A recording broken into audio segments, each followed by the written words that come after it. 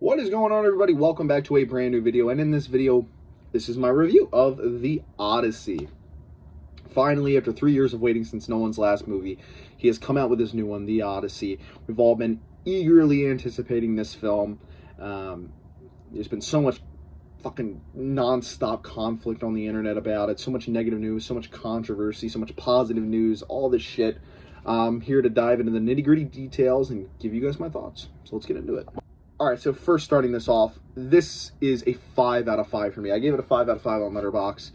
Absolutely incredible film. But I do gotta say, I went into this film with no preconceived notion, no idea of the Odyssey story, the story of Odysseus. I've never read the books. I've never seen any other film about it. I am so new into this world. It's crazy, right? So I have, again, no preconceived notion here.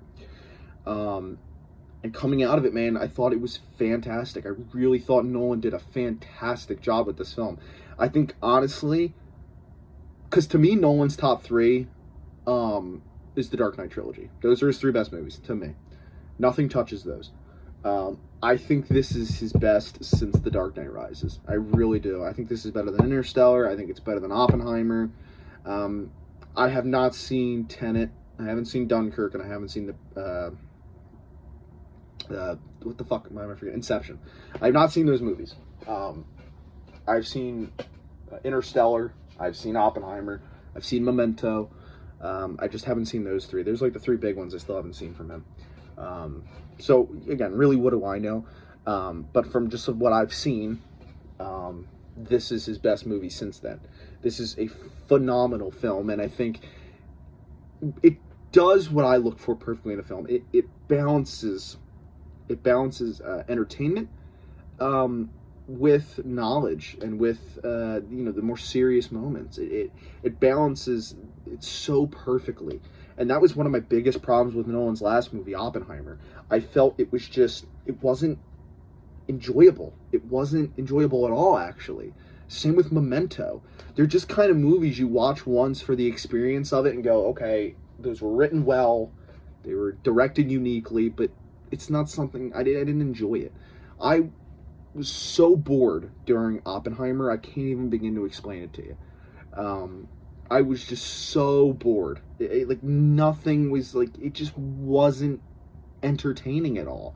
And I'm not saying every movie has to be entertaining, but I just wasn't interested. I just couldn't I wasn't interested. It was boring. It was drug out. It was long. And it wasn't my cup of tea. I really did not enjoy Oppenheimer. I gave it 3 stars out of 5. It was written great. It relayed all the information, and the performances were great. And, it was a biopic, about a bomb and about J. Robert Oppenheimer. That's what it was. This is different. This is very different. This is way less exposition, much more action mixed with the exposition. And that's right up my alley, man. This was so good. Firstly, I gotta talk about it. The performances here across the board were fantastic. Matt Damon was incredible as Odysseus. I mean, he's just this absolute pillar of strength, this pillar of masculinity. And he has this nature about him that's very father-like and fatherly, and then that makes sense. According to who his character is. And he just has this vibe about him where it's like you want to follow him. You want him to lead you. You trust him. He has this very fatherly feel. And Matt Damon executes that perfectly. I think this is the physical aspect of this role is much more impressive than the actual emotional aspect of it. I think what he was able to do physically in this movie was great. I mean, he just took his body to a whole nother level, you could tell. So much physical work from just so many shots of him running, breathing underwater, shooting bows, lifting heavy objects. This performance is so physical. It's such a physicality. The physicality of it is so visceral. It's so real. And I think that was the most impressive part for Matt Damon. Tom Holland surprised me in this. He plays Odysseus' son. And he's such a far cry from, the fucking annoying, obnoxious kid he plays in the Spider-Man movies. And in this, he's so much more serious. He's got this toughness to him, and he's, you know, he feels like an adult, you know. Whereas again with the Spider-Man stuff, rightfully so, he's very childlike. And it was a nice change of pace for Tom Holland. I think it made me respect him a bit more as an actor and actually like him a bit more, because I've really only seen him as Spider-Man. I think most of us can say we've only seen him as Spider-Man, right? Anne Hathaway in this movie, she was great. She delivers a fantastic performance. She's not in the movie a whole lot, but the stuff she is in, very good stuff. You know, her stuff with Tom Holland in this movie is really, really, really good. And you can tell she's just this, she really portrays this essence of a caring mother who's also in pain because she doesn't know where her husband is or if he's alive or not. And she just portrays it very well. Robert Pattinson, to me, is probably the best performance in the movie, at least, like, emotionally. He's so freaking good at playing this absolute douchebag, this manipulative, evil, bitchy scumbag. He's an absolute pussy in the movie, but that's what the character's meant to be, and he portrays that so well. Every time you see him, you just want to punch him in the face, because he's just such a snake, and you can tell he relays that essence off the screen of just this absolute snake with every movie he makes. And he does some shit in this movie, man, that makes you want to fuck him up, like some shit to animals. And when people do harm to animals, God, that freaking aggravates me. And he does some messed up shit to animals in this movie, and it pissed me off, man. So he nailed his performance. There's, you know, those are like kind of the main ones, I guess, to talk about. You know, people were all worried about Achilles' actress because she was transgender or whatever. They're barely in the fucking movie. Achilles is barely in this movie. Achilles is in this movie for less than 2 minutes. So it's really not that big of a deal. They die so soon into the film, and then he shows up one more time in a flashback later on. And so, yeah, so everybody was all worried, you know, about them playing Achilles. It doesn't matter because they're barely in the fucking movie. So, and everybody's also worried about Travis Scott being in this movie. He's in it for like 2 seconds. He shows up at the beginning, and then he shows up like halfway through, and you never see him again. Literally, he barely has any lines. Like I think he just sings a song and stabs a thing into a table. That's all he does. I don't know why he felt the need to get Travis Scott to do that. My guess is it was like a Travis Scott asked, and he just gave him that role. So yeah, so everybody was worried about that too. Yeah, nothing wrong in the film. But yeah, so the performances across the board were fantastic. So well done. And then obviously the whole point of the story is just Achilles trying to get back home. Or sorry, not Achilles. Odysseus trying to get back home. It's after the Trojan War. It's like right after. You see like the cliff notes of it. You see the ending of that war at the very end of the film. But you know, it literally is just him trying to get home. It got a little repetitive at times. It just kind of, for a while there, it just kind of felt like they were on an island, they saw something bad, went off the shore, went onto another island, saw something bad, went off the shore, went back onto another island, came across something bad. But that's kind of the journey, you know. That's kind of what the journey of it is. It's like a. It literally plays like a video game level, and each time you get to the next level, you face a boss, and then you get to the final level. That's kind of what this plays like. In the film, you know, they first start off after the war. They've won it. They got to get back home. They stop on their first island, and they come across a giant, just this gigantic giant living in a cave. And I love the way that they kind of hinted that they were going to be in trouble, or hinted that there was something otherworldly in this cave, because they first go into this cave and there's big bags of cheese hanging way up, like very high up, something that they can never reach. And they go in and there's this big fire in there, and there's subtle cues, like little visual cues that this isn't normal. And finally the giant appears and they battle the giant. Man, in the theater, it was like this giant was real, dude. Every time he would stomp one of his feet, you felt the theater shake. Very loud, very like aggressive. I loved that. The whole fight with the giant. They're like stuck in this cave with this giant, but it has one eye in the middle of its head. It doesn't have eyes here, so it's partially blind, and they're stuck in this cave with this thing for like 2 days, fighting it off, and eventually they get out. Then they go on to this next island, and when they get to this island, they come across this kid in this silver warrior's armor, and eventually the kid they come up to the kid. There's a whole bunch of them. There's probably around 100 of them, of Odysseus's men, and they go up to the kid. The kid turns around, starts crying, runs away, and all of a sudden these gigantic soldiers in this armor come running out, and they just get into this big, gigantic battle, very vicious, brutal, visceral battle. They lose like half their number. They finally get away. Then they get to the third island. They need food. They're extremely hungry, and then it's bad enough too that I think they said the giant was Poseidon's son, who, if you guys don't know, he's the Greek god that controls water. I think they said it was Poseidon's son. I could be wrong. But he had something to do with Poseidon, and then them attacking the giant upsetted Poseidon, and now they have like the water against them. So this whole movie, they're running into storms, and then the water's just knocking them all over the place in the ship. And so again, on the third island, they're like really hungry. They see a house on a hill. They run to it, and inside is this lady. And Odysseus does not go with them right away. He stays back to hunt for a deer, because their trust in him has been shaken, because the 2 plans he came up with all went to shit. And so they all go in, and the lady's being very nice, but she tells them to leave their armor outside. They go in, and they start eating her stew that she's made.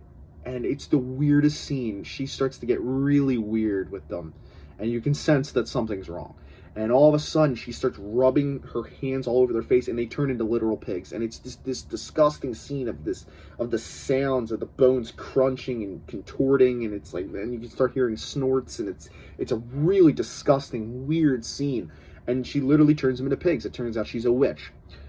So Odysseus goes up to the cabin, almost eats it himself, and then finds out that she's a witch, and he bargains with her, and he talks to her. She's not evil. She's just very strange, I guess. Like, she didn't like the way that they entered her home. She was like very scared of them or whatever. Then they go back to sea. Then they come across a gigantic whirlpool, a huge whirlpool. But before they do, they hear these sirens, and they all have to put earwax in, aside from Odysseus, because if they hear the siren, it like completely takes over their urges, and then they can't control themselves. So he puts them in, and he ties himself to the ship to hear the music, because nobody else has ever heard it before. And he listens to them with like these loud sirens. One of the guys takes their the earwax out, and all of a sudden he jumps out of the ship. He starts swimming to where he sees these mermaids laying on shore. And again, he just jumps out and charges right for them because they found him attractive, I guess. It's like that primal urge or whatever. And then right after that, this gigantic whirlpool just starts forming in the ocean. And they get sucked towards it, but Matt Damon comes up with a plan. I should say Odysseus comes up with a plan. He drags them out of there. They get out, but he didn't necessarily drag them to safety. All of a sudden, a fucking gigantic, I don't even know what it is. It's like a dragon thing, but it's got like 8 legs. It's gigantic. You never even get a full good look at it. Springs out of the mountain, starts grabbing them all, killing half of them. They lose so many more guys. And it just crawls back into this like little nook inside of the cave, or inside of the side of the mountain, really. Just fucking insane seeing this gigantic thing on this giant screen. Like, it looked like its hand was coming out of the freaking camera, or coming out of the screen. It was insane, dude.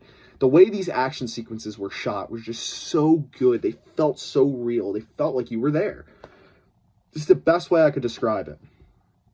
And then finally, they go to this other island where they can contact the dead, and they do that. They have to like break these cows' heads, or they're like rams. I'm sorry.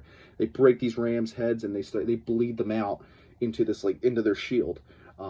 And to contact the dead have to rise up from the sands on this island, and they drink from it, and that's how they can talk to them. And so they speak to some of the dead. The dead tells them what they must do. And one of them was their leader in the Trojan War. You've seen him in all the trailers. I forget the character's name, but he's in the all black, and he's really gigantic. and he's got the big ponytail coming off the back, and he ended up getting killed. But he explains to them what they must do, and he tells Odysseus, when you return home, do not expect your flowers to be handed out. Do not expect everybody to be happy, because at home they're not. Which is the other side of the plot, where Robert Pattinson's character wants to take the throne. But it should go to Tom Holland's character, because he is the son of Odysseus. And the mom, Anne Hathaway's character, I'm sorry, I do not remember any of the names. They're all very hard to pronounce. I apologize for that. But Anne Hathaway's character doesn't want to remarry. But Odysseus told her to remarry years ago, because he said he probably won't be back. So he said, promise me you'll remarry. But she still refuses. She's still clinging on to him, praying that he'll one day return. And everybody, they invited all these, I forget what they call them in the movie. They're like suitors or whatever they called me, suitors. They invited all these suitors into the home. And now they're all just disgusting, dirty assholes. Robert Pattinson is one of them. And he wants to marry Anne Hathaway so he can take the throne. And he's organizing all this, while Tom Holland's character, he wants to go searching for his dad, Odysseus. And so that's what he does. He goes on a search for Odysseus. And yeah, so like these two plots are both happening at once. Primarily you're with Odysseus, but that side plot's there as well. So after they contact the dead on this island, they go to one last island, but on this island they are not allowed to eat, because it is, I think he says it's like betraying one of the gods, and he was told in these visions, he has these visions of Zendaya's character, who we later find out is a woman that he watched get killed. But she comes to him and she said to him, you have a choice. If you eat, the gods will kill them. If they eat on this island, the gods will kill all your men. And he warns them, but they do it anyway, and they all get killed. And then he washes up to shore. And you've been getting snippets of this part throughout the entire film. He's much older. He's got like a really bushy beard, but he's with this blonde lady, and they're just on this beach. And it turns out, once you get to this point in the story, he's been there for 7 years. He washed up there 7 years ago, and he's just been there with her. But she's been feeding him this herb that makes him like forget everything. But they explain it to you like his heart never forgets. He still holds this thing that his wife gave him. It's like a hairpin. He held it for weeks straight. He wouldn't let go of it. And he starts building a raft, even though he doesn't know why. But eventually she tells him the truth and helps him get back. And he eventually, just like that, he gets back home. And quickly he realizes it's not what it seemed to be. Or what it was when he left. Or what he thought it was going to be. And yeah, it's just that there's these two storylines are just going interconnected. And the whole main thing that's really keeping you there is you want to see him reunite with his wife and son. You want to see him get back. And when he does at the end, and he finally reveals himself, because they drag it out for a while. He has like this cloak on, and he's being all mysterious. He's not showing his face. He's talking in a different voice. He ends up meeting his son. And at first his son doesn't clock that it's him, but he eventually figures it out. And then again, he goes and he meets his wife, but she doesn't know it's him. He still has this cloak on. And they drag this out for, I'd say, 30 minutes or so. And then finally she realizes it's him, because he does something only he could do, and that was he strings the bow. He like really breaks it down like this, and then he pulls the string on top of it, and he strings the bow. And none of the other guys in there can do it. That was the challenge. They had to complete that challenge to marry her. And his plan is to kill them all. He wants to kill all the suitors that are in there, and take his house back. And that's what he does. He kills them all. Him and his son butcher this entire room full of people. And in the very last shot of the movie, it's him and his wife going out west to honor all the men that have fallen. They also show you intertwined with this, again, the ending Battle of Troy, where they're at the gate, and they're trying to get the gate open, and they're fighting off all the other soldiers, and when they're in the Trojan horse, and they're all stuffed in there together for days, and then they finally get put inside behind the wall, and then they drop in, start killing all the guards and everything. And the final part of these flashbacks they show you is the final battle inside the place, and they are just slaughtering all these people, and it's this very intense, visceral scene. of just war. It's just what it is. It's just real visceral war. And that's when you finally see Zendaya's character. She gets beheaded in front of him, and that's why he keeps having visions of her. Yeah, it's such a beautiful story, man, and it is, again, it's balanced so well, with just like knowledge, but like emotion and action, and it's just all those things combined into one, rolled in this perfectly tied bow, and it's just executed perfectly. And Nolan just did a fucking phenomenal job, as per usual, right? All of his movies get high praise, and this is going to be the same thing, man. This is just top tier, top quality film. So yeah, I hope you guys did enjoy my overall review. I know this was almost kind of more of an explanation and a breakdown of it. I try to give my thoughts as much as possible. There's just so much in this movie. It's such a big film. So yeah, I hope you guys did enjoy. If you did, make sure to drop a like. Let me know what you guys thought of the Odyssey down in the comments below, and I'll see you guys next time. Bye, guys.